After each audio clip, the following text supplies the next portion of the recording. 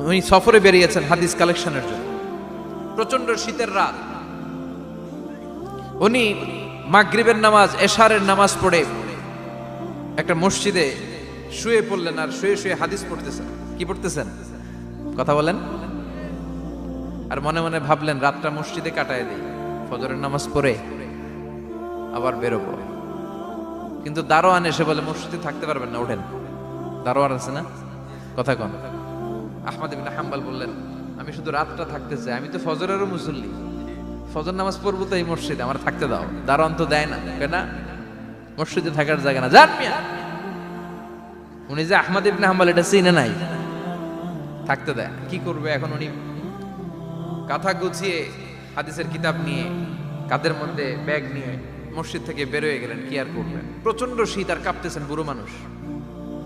পথিমধ্যে দেখলেন বাজার, বাজার একজন খাব্বাজ, শাবুন খাব্বাজ, যুবক রুটি বিক্রেতা। সে রুটি বিক্রি করে, চুলার মধ্যে রুটি সেকে। সে যে সালাম দিল আসসালামু আলাইকুম, যুবক বলে ওয়ালাইকুম আসসালাম।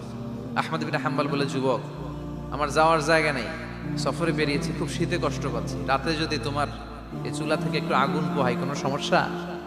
যুবক বলে না না সমস্যা না, আহলান ওয়া সাহলান, কোর্স আমদের আসেন আসেন, আপনি আগুন পোহাইলে আমার সমস্যা কি? সুবহানাল্লাহ পড়েন।